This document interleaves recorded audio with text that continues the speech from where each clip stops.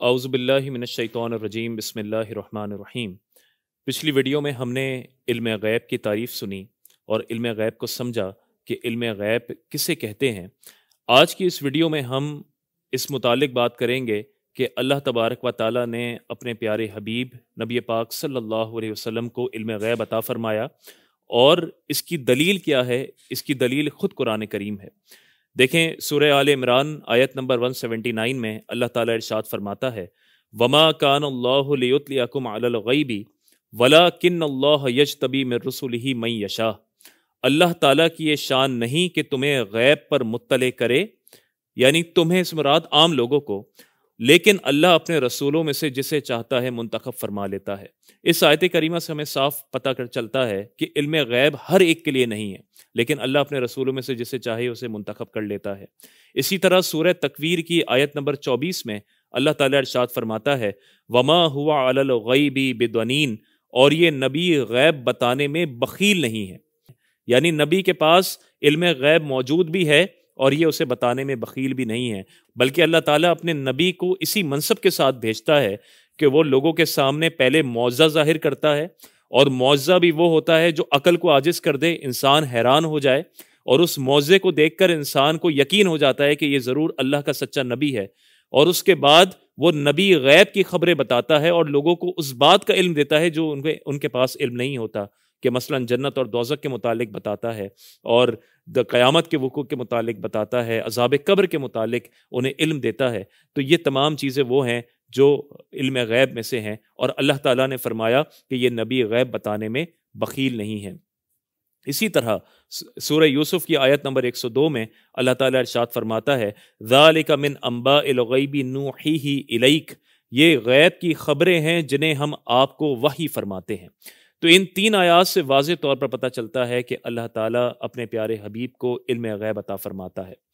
अब ये इल्म गैब कितना है, अगर इसका अंदाज़ा कोई लगाना चाहे और ये कोई कहे कि अल्लाह ने इल्म तो अता फरमाया लेकिन उसकी इंतहा क्या है, वो है कितना, तो उसे हम नाप तो नहीं सकते, लेकिन कुरान करीम की ही आयात से उस बात का अंदाज़ा लगा सकते हैं। और वो कैसे लगेगा? कुरान करीम में सूरह नहल आयत नंबर 89 में अल्लाह ताला इरशाद फरमाता है, वनज़्ज़लना अलैकल किताब तिबयानल लिकुल्लि शै, हमने आप पर किताब नाजिल फरमाई कि जिसमें हर चीज़ का रोशन बयान है, यानी हर मौजूद का, हर शय का रोशन बयान है, तफसीली बयान है।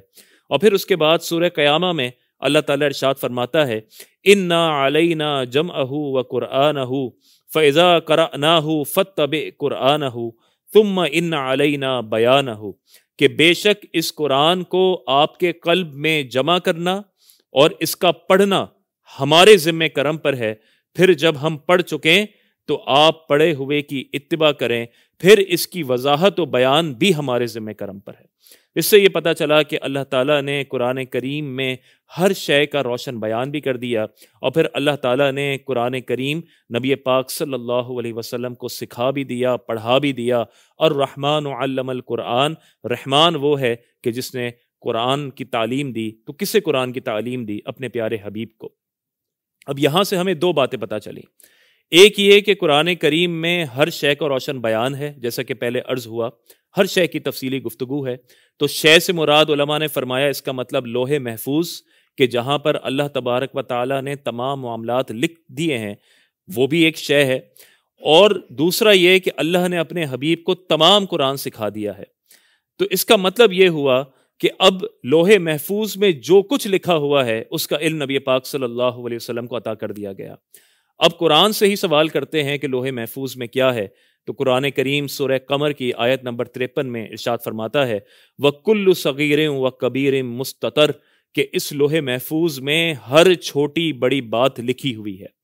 इसी तरह सूरह यासीन आयत नंबर 12 में अल्लाह ताला इरशाद फरमाता है, वकुल्ल शैइन अहसैनाहु फी इमाम मुबीन, हमने लोहे महफूज में हर शय का शुमार फरमा दिया है। और इसी तरह सूरह अनआम आयत नंबर 59 में अल्लाह ताला इरशाद फरमाता है, ज़मीन की अंधेरियों में हर दाने और हर तरो खुश्क चीज़ का बयान लोहे महफूज में है। इससे ये बात पता चली कि लोहे महफूज में हर तरो खुश्क चीज़ का इल्म मौजूद है। और अल्लाह ताला ने जब कुरान करीम میں ہر چیز کا واضح روشن بیان عطا فرما دیا تو پھر اور وہ قرآن نبی پاک صلی اللہ علیہ وسلم کو سکھا دیا، اس کا مطلب یہ ہوا کہ لوح محفوظ میں جو کچھ ہے اللہ تعالیٰ نے اپنے پیارے حبیب کو اس کی تعلیم فرما دی۔ انشاءاللہ اگلی ویڈیو میں ہم رسول اللہ صلی اللہ علیہ وسلم کے علم غیب پر احادیث سے جو ہمیں دلائل پتہ چلتے ہیں ان کا ذکر کریں گے، اور اس کے بعد پھر ہم ایک خلاصہ بیان کریں گے کہ ہمارا رسول اللہ صلی اللہ علیہ وسلم کے علم غیب کے متعلق کیا عقیدہ ہے۔ اللہ تعالیٰ سے دعا ہے اللہ تعالیٰ ہمیں ان مسائل کو سمجھنے کی توفیق عطا فرمائے۔